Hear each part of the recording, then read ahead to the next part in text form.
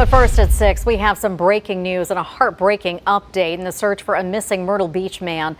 Officials say the body of 61-year-old Ralph Whitehead was found in a wooded area near Steeple Chase Drive. He disappeared Friday after leaving his home in the Forest Brook community. His family says he had been acting strange after returning home from having open heart surgery. His body will be sent to MUSC for an autopsy. Jennifer, the senior pastor of Emmanuel Baptist Church here, tells me that he is doing really good. He says that awful December day could have shaken his faith, but only increased it. And when I walked into this office in this building that morning, I had no clue that my day was going to change pretty quick.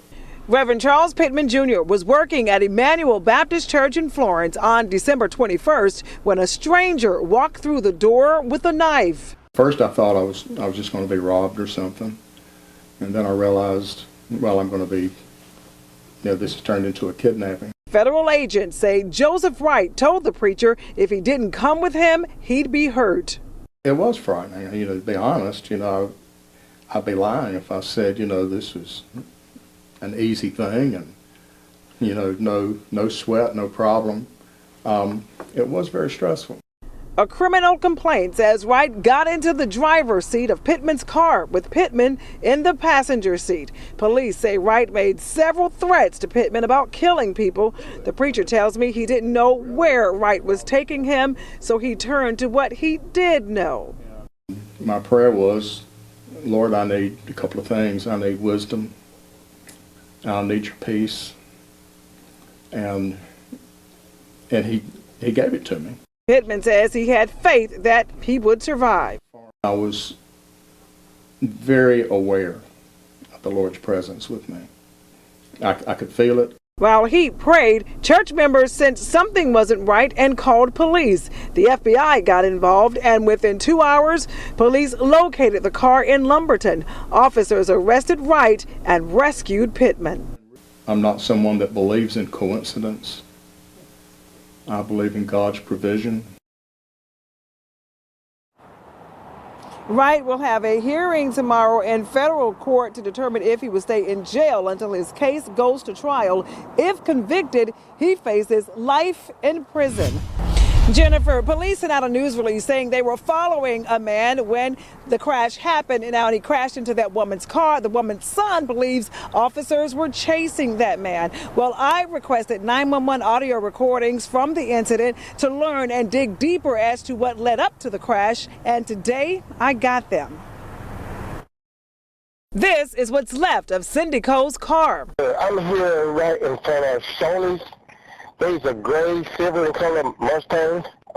Hit a sign that's swerving back and forth. And that's audio from a 911 call Sunday night, a Mustang driving erratically near the intersection of Roberts Avenue and Elm Street in Lumberton. Police say the car had been reported stolen earlier that day.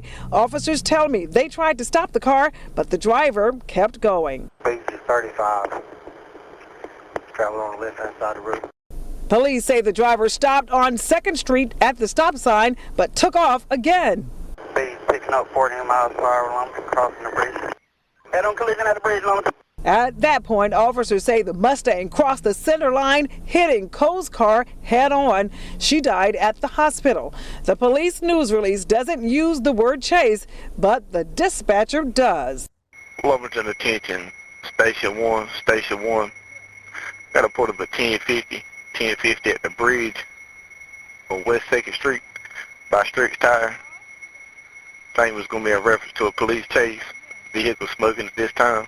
Austin Cole says his sister was in the car and survived the crash, but remains in the hospital. Cole says his sister told him what happened. She said they were going really fast. And she really just I want them to just tell me the truth. They was chasing that car and it ran into my mama, because my mama and my sister told me that it was a split second and they could do nothing about it.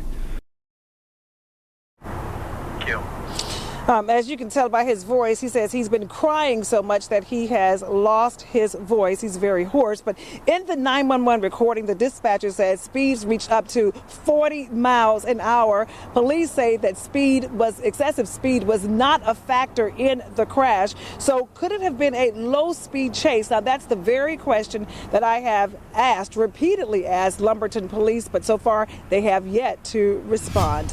Well, Jen, on Saturday morning, Kimberly Semarelli jumped into a kayak on a pond in the Azalea Lakes community to rescue this duck. But she says what she discovered was shocking.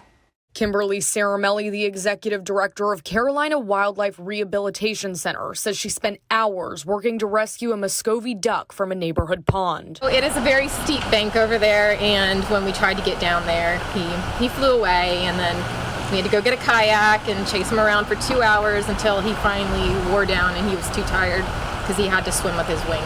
Semarelli says when she finally secured the duck, she realized his legs weren't broken, but tied together. He looked healthy, but when I got close, you could tell that it was intentionally tied around and it was a produce bag. So at that point, we realized it was not just something he got tangled in. Semarelli says hunting and eating animals is not uncommon, but it was the inhumane way she says this duck was treated that caused her to take action. It always made me sad to see animals suffer. So seeing animals suffer in this area when there's no other wildlife rescues or anywhere to take them to, like, if we can't help them, I would rather end their pain than let them suffer. A lot of people, they say, you know, it's just wildlife, let nature take its course, but I personally cannot watch an animal suffer or be tortured. Semarelli says the duck is still in her care, healing, as she's already making plans for his second chance at life. He's healthy, he can walk, he just struggles a little bit. He's got like sea legs. His feet overlap because of the way his legs were tied together, but overall he's doing really well. He will find a good home somewhere else. Semarelli says she reached out to the South Carolina Department of Natural Resources about an investigation. She's waiting for a response.